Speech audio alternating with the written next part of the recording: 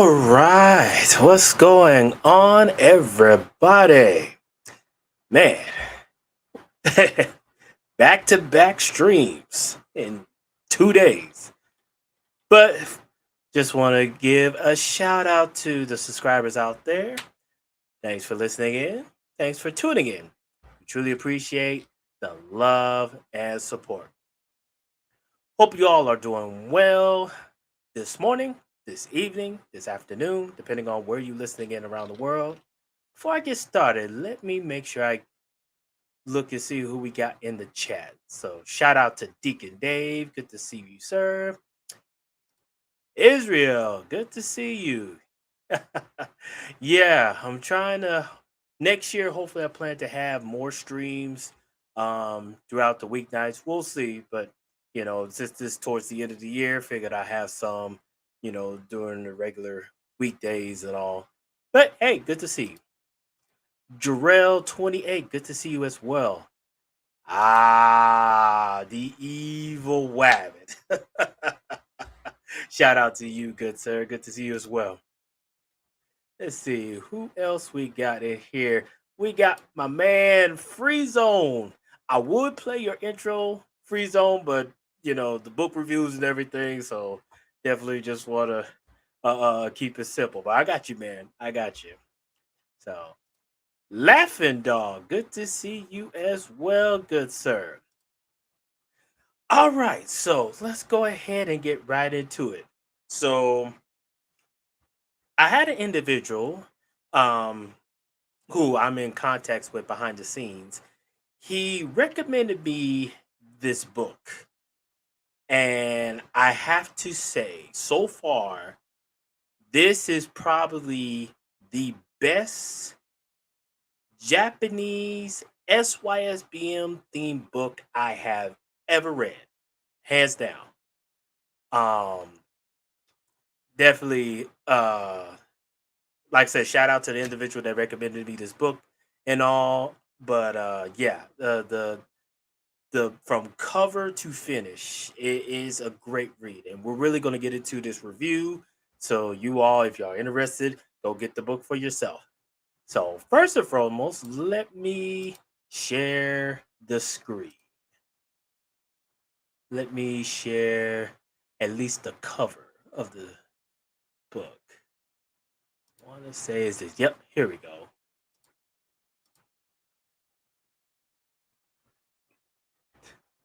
Israel, you say if you're right about this book, I'll buy it tonight. Hey, all I can tell you is my personal opinion about the book. From there, it's up to you whether you want to purchase it or not. But yeah, this what this whole review is all about. So, all right. So as you can see, the title of this book is called 21 Years of Wisdom. One Man's Extraordinary Odyssey in Japan, a memoir. And the author of this book is none other than the guy you see in the picture, or in the cover frame, excuse me, and that is Mr. Darrell Gartrell. So let's get right into the review, and then I'll give my opinions of the book. So I'll give you all, since we do book reviews here, I'll give you all synopsis of what the book is about, some of the things that went on here and there, and then I'll give my opinions. So, as I stated, this book is pretty much an autobiography of the author, Darrell Gartrell. And so, he's born and raised in Los Angeles. And what's interesting with this particular author is he grew up in a two-parent household. And his father played an amazing role with him growing up. And unfortunately, his father died, while he was still fairly young, only a teenager or around teenage years and all, Mr. Gartrell. So he really didn't have much chance to like really enjoy his father, in his adult years. But, life happens. So he goes off to school, goes off to college, and, he goes and deals with interesting people in the areas of LA and whatnot.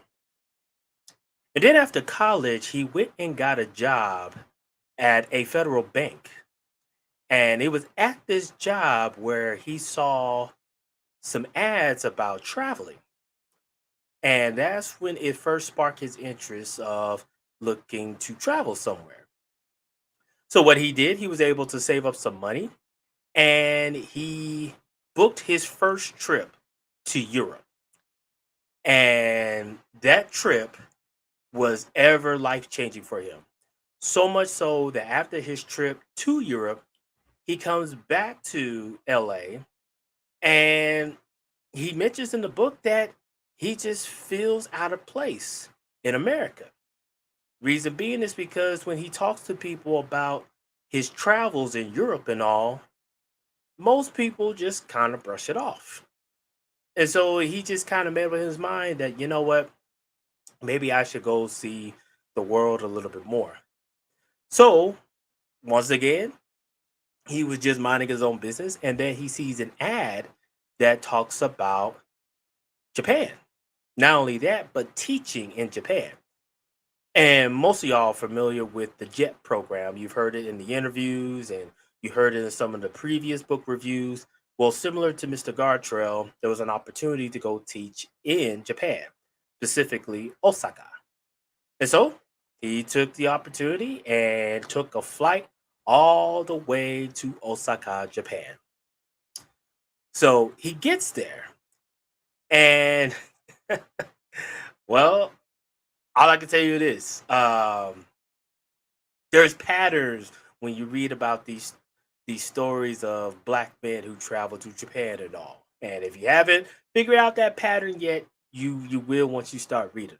But in any case, he goes there to Japan and he makes some acquaintances that are already living there and whatnot. He meets a few Japanese women that caught his eyes and everything.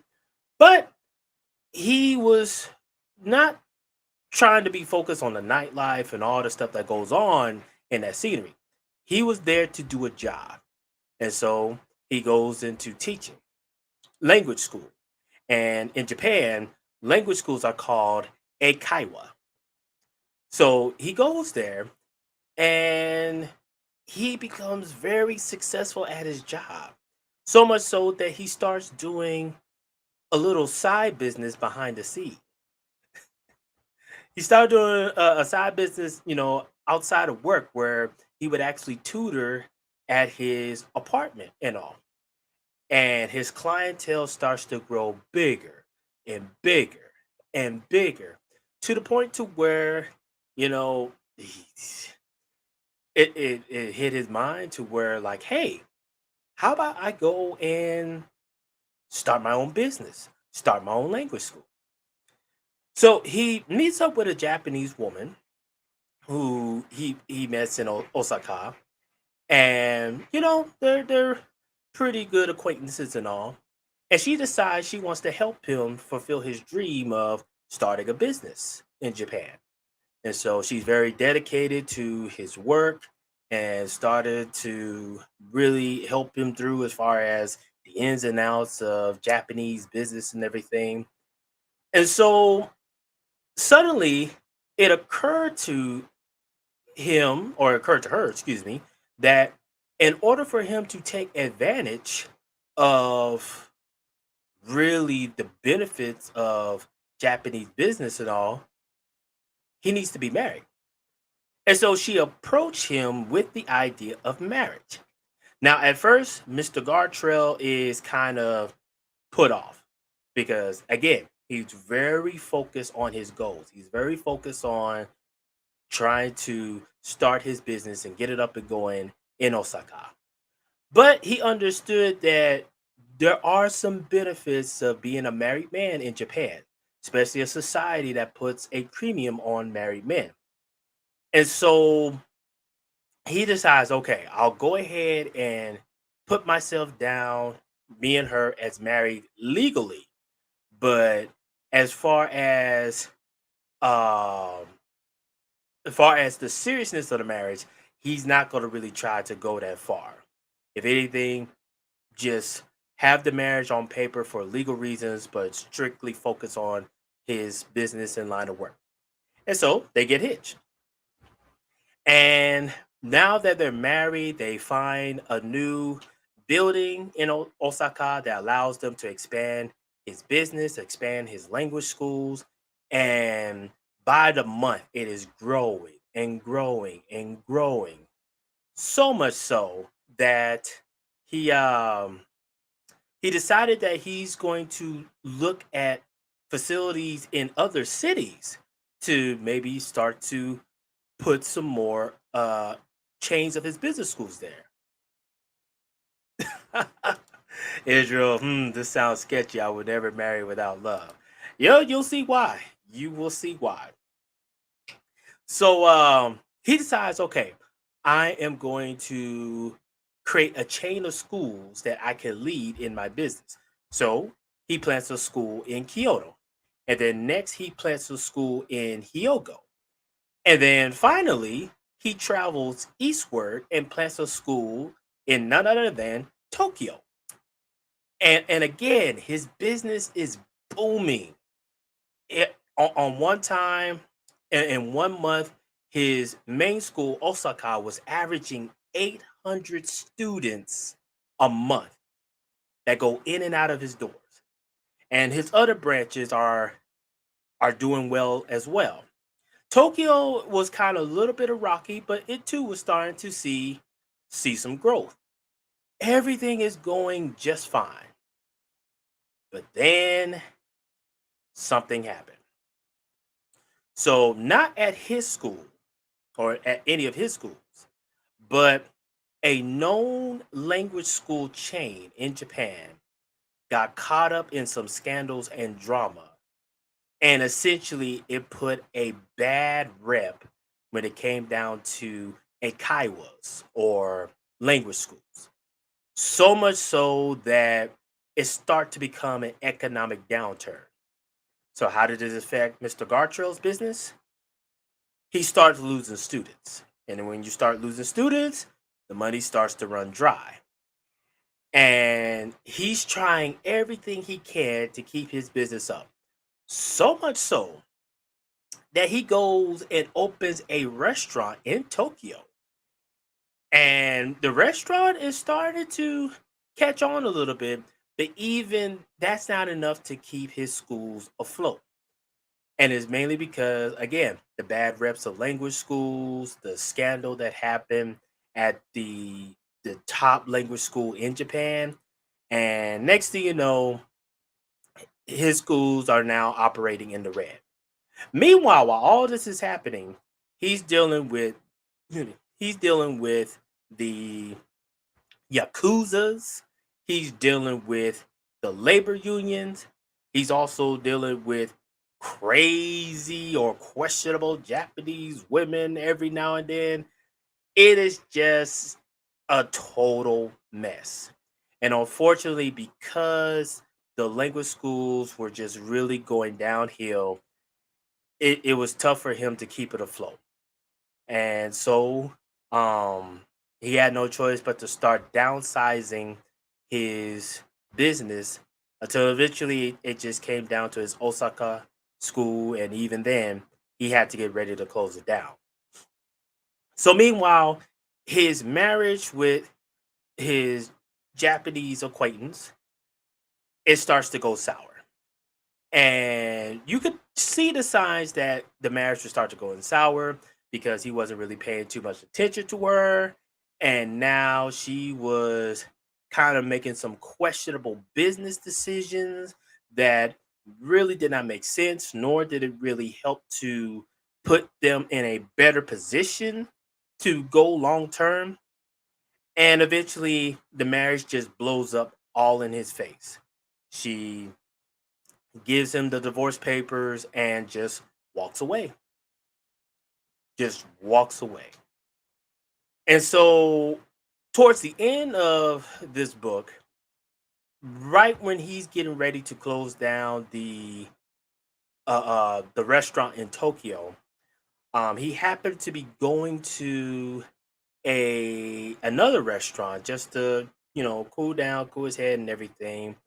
And while he's sitting down and waiting and whatnot, he peers through the darkness, and lo and behold, there's his ex-wife sitting at a table not too far from him. And looks like she's sitting with somebody. So he's like, nah, I'm not dealing with this. I need to leave right now. So as he's leaving, he glances over at the woman who is sitting right next to her in the booth, or excuse me, he glances over at the person sitting right next to her in the booth, and it's not a man, it's a woman. We're just like, whoa. So you part of that lifestyle. Yeah. Yeah, yeah. So in the end, he had to close down his Osaka school, and with that closed down, his language school was of no more, and he had to get ready to go back to go back to the United States. And it was an unfortunate event that happened with his school and business and whatnot. But had it not been for the downturn, probably would have been very successful. But he didn't leave alone. He did find another Japanese woman, and they got together, and they now have a child together. And from there, he took his family and left for the United States. And then towards the end of the autobiography, he has a section of letters written to him from his acquaintances, his students, people who have heard about him either through word of mouth or over the internet, and they wrote kind words about him. And essentially that is the entire book. So okay, that's a rough estimate of what the book is about. Now I'm going to give you my opinion of it. Okay, so right off the bat, the the reviews I've done beforehand, there were two books I did reviews on about brothers who have traveled to Japan and the adventures and the escapades they done. So up until this point, both of those men that I did those reviews on, they came from a single mother household. This is the first one where Mr. Gartrell didn't come from a single parent household. He had a father in the house. Yeah, Free Zone. Yeah, it is a good read. That's why I pinned the Amazon version. So if anybody wants to get the Kindle or the hard copy, it is there ready available. But yeah, I definitely say it's a must read. So yeah, Gartrell came from a two-parent household, which from the jump, you could just tell his mindset was very different compared to the brother from The Eternal Outsider, let alone um excuse me, Black Passenger from the book Black Passenger Yellow Cab. So because of that, his experience growing up is not sad to say, it's not so much typical compared to, today's black children in America, where majority of them come from single homes. The stat shows it. So even though he really didn't have much chance to enjoy his dad, because his dad died while he was young, you know, the teachings that his father gave him while he was alive stuck to him to this very day, and really kind of made him more ready to venture outside of America compared to, well, I'll let you think on that. So after he goes off to college, get his bachelor's degree, and he goes work at the Federal Bank in LA, and he sees an opportunity to go and travel to Europe. That's where his life definitely takes a change, another change. And to me, that's awesome. I've thought to myself too, like, yeah, when I get a chance, I definitely want to travel to Europe. Definitely want to go to places like Germany, like France, Spain, the United Kingdom, Finland, Denmark. A lot of those places in Europe I surely want to travel to. And really for Mr. Gartrell, that's what he did. He went there and he traveled. But check this out. So he comes back to America after his trip to Europe. And he's so excited about what he learned from his time in Europe, the people that he went there, the food that he tried there, the the atmosphere, the scenery. And yet when he told the average American about his experiences in Europe, they just brush him off. And he says in the book that he finally realized that the American bubble is not good because once you get stuck in that bubble, you don't care too much about what goes on outside of America, let alone go visit these other countries and whatnot. Which statistically it makes sense. Right now, here in America, if you was to give a rough estimate of how many Americans have a passport, you're probably looking at around, on average, no more than 60%. And that's just people who have a passport. Now, if you were to look at how many people who travel outside of America who actually been to other countries, not named America, that number is even smaller.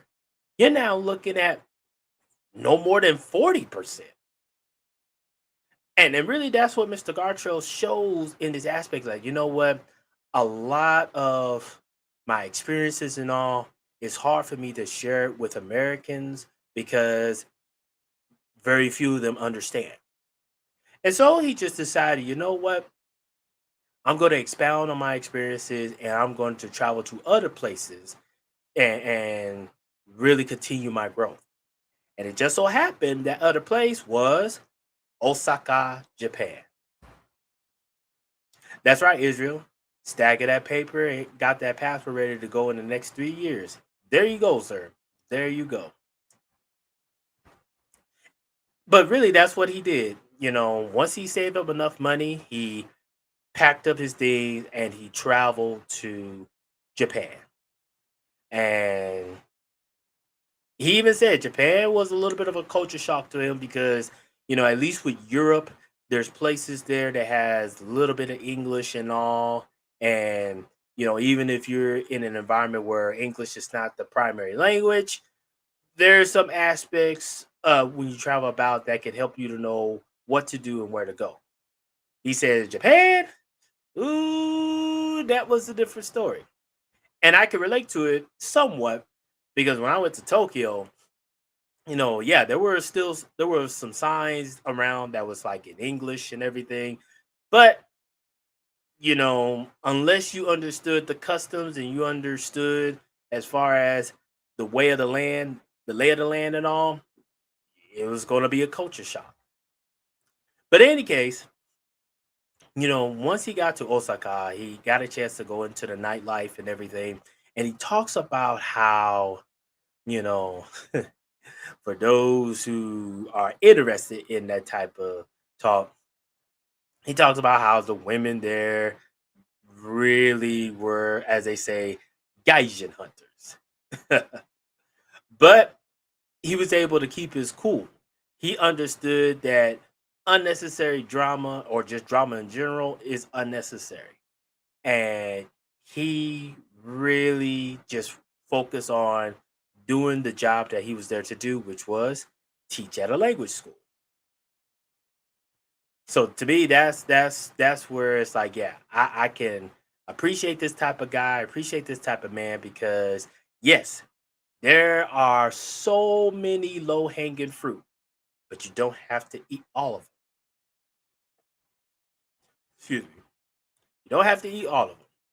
And so I can relate to that to where, yes, some guys can look at it and just be like, hey man, all these women here, I can't just, let them go by me without giving a chance and whatnot. Okay, I get it. As a guy, I understand. But it takes a lot of discipline to look beyond the kernel body. And that's what Mr. Gartrell was able to do. And he did it masterfully. Israel says, so far, he seems like the only guy that has the most control out of the books up until this point. Boom. There you go, Israel. You have, as they say, winner, winner, chicken dinner. That is exactly the point. If you have caught the book reviews up to this point, the last two, I'm just going to be honest, or excuse me, not the last two, the first two, they simply were there to they were simply there to go on a sexual escapade. They really didn't get into the culture. They really didn't try to hang out with other Japanese men. They were simply there to take advantage of a situation where they can get their rocks off. Mr. Gartrell is the first one I've read so far where that was not his prime focus when he came to Japan. And isn't it ironic that he also had a father in his life growing up? Hmm, just saying. Just saying. So, another thing that draw me to Mr. Gartrell is the fact that despite being a gaijin and despite, not knowing, m- he knew little of the language, but not much of it. Not much to where he could talk it proficiently. Despite all that shortcomings, he was determined to do something in Japan that would make him very productive and would make him established in society. So again, he's teaching at a language school. He's being paid to teach there. But outside of work, he's doing his own teaching, language teaching to those who want to extend his service. And the fact that he understood that if he kept working and he kept doing the right things and getting into the aspect of a businessman and a business minded person, he will get to where he wants to go. Now, his only flaw, his only flaw that I felt he did during his whole business trek to the top is that he allowed his first wife to talk him into marriage when he was not ready. And he admitted in the book that he only did it out of convenience so he can he can grow his business even more so from a legal standpoint in Japan. Look, I get it. I understand why you did what you did, but I'm gonna just be honest with you. Just be honest with you. In Israel, he said it best earlier in the chat room, but I'm gonna repeat it. Never marry someone you are not in love with. Point blank. That to me, that was the only flaw I saw out of Gartrell's business plan. Marrying a random person who, no matter how hard you tried, no matter how much he tried to show affection for you, or how much you tried to do something for her, the fire, the spark wasn't there. You only married her out of convenience. And unfortunately, that convenience kind of costs you when the economy of the language schools started to go down. And again, we all make mistakes. We all make mistakes. So It's just one of those lessons learned that, yeah, you know what? Maybe just, maybe just focus on your business, try to grow that as best as you can. And then if an opportunity comes up where you find a lovely lady that you can marry, and your marriage will be deemed legal enough to where you can build up your business even more so, then go ahead and utilize that marriage. Because now you're not using it from a business perspective, you're using it from a love perspective. And the business just the added bonus to it. But again, just my opinion. If you guys have opinions about it in the chat, feel free to chime in and whatnot. Give your opinions up. But really, he was doing great as far as his business. He was opening up a school in Kyoto. He opened up a school in Hyogo, and he opened up a school in Tokyo. So if you think about it, at one point in time, which by the way, this business that he had going on was starting at, you know, I guess you say the late 90s, early 2000s. It was doing just fine. Then you get to the mid 2000s, and that's where the dam breaks. Like I said before, there was a scandal at one of the top language schools in Japan that really paint a bad light of ikaiwas or language schools in the eyes of Japanese people. So much so that it was like, nah, I'm not interested in learning another language. I'll just go do my own thing. And yes, business is going to be some economic downturn, and you got to prep for that. But the way that they were losing so many clients and so many students, it was going to be tough to recover. That's all I can say. It was going to be tough to recover, and hopefully, when I get a chance to interview him in the near future, I will ask him, have he thought about opening up a language school, but this time through virtual reality or virtual classes? Because you got to remember, back then, early 2000s, technology was still starting to catch on. Yes, they had some webcams and whatnot, but not to the point to where you could host a school virtual without, anybody, without being in the same classroom and all. Especially with today's technology, that's a cakewalk. But yeah, essentially that's what happened, and unfortunately he had to close down.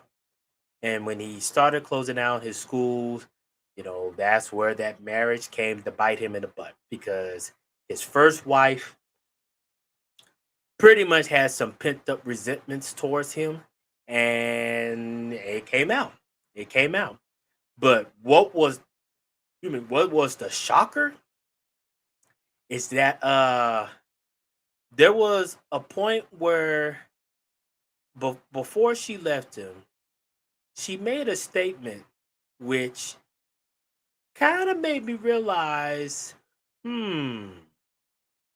And that statement she said was, all guys are just dumb. There's not many good guys or whatnot. The ones that are good, they're not so great behind the scenes and everything. Kind of taking a shot at him. And as soon as I heard that line, it was like, hmm, are you part of the alphabet crew? And sure enough, that scene that I showed you where he happened to go to a concert, they went to a restaurant, and lo and behold, there's his ex-wife over at another booth with another woman. Yeah, yeah. That told me everything I needed to know about his first wife. But in the end, I definitely wish him success. on his next venture. I hope that, if he ever plans to go back to Japan, that he can do so. And I'm gonna be honest with you, if he ever starts up a another language school or whatnot, I wouldn't mind being there for tech support. Especially, with my background working at a university anyway. Um, yeah, I definitely would be able to get him going with, a little chat bot or something that can kind of, help students to get the resources they need and the information they need and whatnot. But yeah, the Evil Wabbit says e-learning with a YouTube channel to entice the freebies. Yeah, yeah. I think that would have been awesome. So okay, so with all of that said, as far as what the book is about and my uh what is my review of the author and his adventures into Japan. So now comes the question, what would I rate this book? Okay, if we're just going off a Japanese SYSBM book, so I've already have rated Black Passenger Yellow Cab. Pretty good book. I've also rated The Eternal Outsider. I didn't agree with a lot what the author did, but nevertheless, also a good book. This one by Mr. Darrell Gartrell, 21 Years of Wisdom. As far as a Japanese SYSBM book, I would rate this a 9. You probably like, wait, what's going on? Sigma? What's with you in these nines? You gave that comic book last night a 9 too. Yes, yes, but that's just that's a different category. I gave it a 9 as far as an American comic book that is not woke and doesn't have all these wokeness stuff going into it. That's why I give it a 9. This is a category of SYSBM, but in Japan, and especially in regards of a gentleman who really was productive in Japan and didn't just go there so he could just sleep around and find the next Japanese woman to sleep with. This is not that type of book. And really the fact that he goes to Japan and not only starts a business, but at one point in time he had a chain of schools, not only in the capital, but just in some of the largest cities in Japan. To me, that's phenomenal. That's one of the reasons why I would give this book a 9. 9 out of 10. Yes, I said before, we all make mistakes. Are there some things that, he probably should have done differently and maybe went about differently and all? Absolutely. And I'm pretty sure, in the future, if we ever get a chance to talk to him and all, he'll probably tell you, yeah, I probably would have done things differently if I did.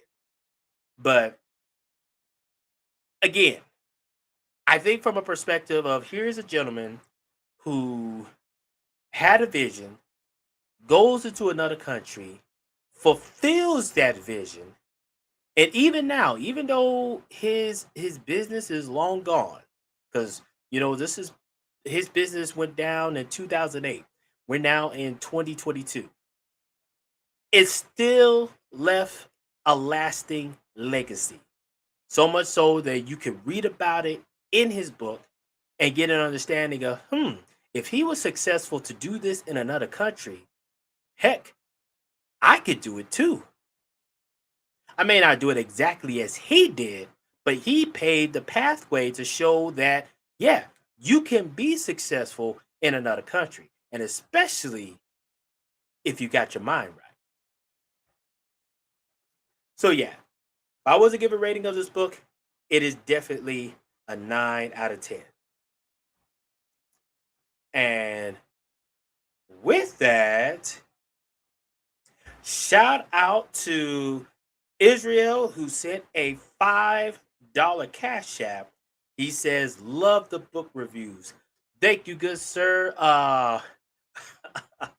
You know what? I would play a little video as a thank you of for your cash app and all, but this is a book review. I got you on the next stream. I will play a certain video just for you, Israel. So thank you so much. In fact, I'll say arigato gozaimashita. But all right, that's pretty much that's pretty much the review of this book, 21 Years of Wisdom. I highly recommend definitely get the book if you're interested to know a little bit more about Japan, but also to read about a guy who goes to Japan and becomes a successful businessman during his time in Japan. I definitely believe is a good read. So, with that said, thank you all for tuning in to this book review. You all have been amazing. Oh, Israel, I didn't know you're studying Japanese. Good on you. Good on you, good sir. Yeah. Hope is doing well. And he says, off topic, where can we get in contact with you for more information? Israel, let me pull up my email address here. One moment. Let's see. Here we go. So yeah, this is my business email address, Sigma Jones number one at gmail.com. Feel free to hit me up. Be glad to talk with you behind the scenes and everything. Also, too, if you all know some other books, it doesn't have to be SYSBM theme, but if you know some other books of gentlemen who have traveled to Japan and their stories and whatnot that gone through it, feel free to hit me up on my email. I will definitely go and get the book and read it for myself and then do a review about it here on this channel. So feel free to do so. I see we got a little straggler in the chat. Just one moment. Oh, thank you, Cool Kamasi. You are a gent. Okay. Yeah, definitely, Israel. Just hit me up whenever you do, and we could definitely talk more behind the scenes. Salute, good sir, Kukamase. Yo. All right. So again, thanks everybody for listening in. If you enjoyed the book, it is pinned at the top of this chat. So feel free to go get the book for yourself. And in fact, just in case, let me post the link of the book in the chat room. Just in case if you all would like to get it for yourself.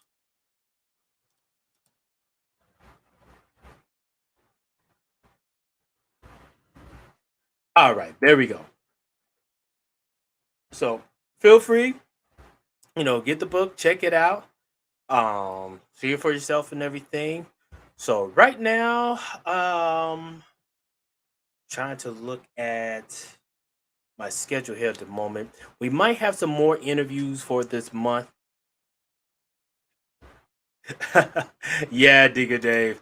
Uh, the spam bots, unless you are Botissimo, where I actually needed to run through the chat to give the links and everything, you come in as a spam bot automatically. You get the katana. Yeah. But all right, we as I was saying, we might have some more interviews coming up. So definitely tune in for that if you guys want to see some more interviews from those traveled to Japan, been to Japan, into the Japanese martial arts and all. Yeah, yeah, you'll definitely want to tune in, and we'll let you know beforehand when these interviews come forth. But with that said, I am your host, Sigma Jones. Thank you for tuning in tonight on this book review. Until next time.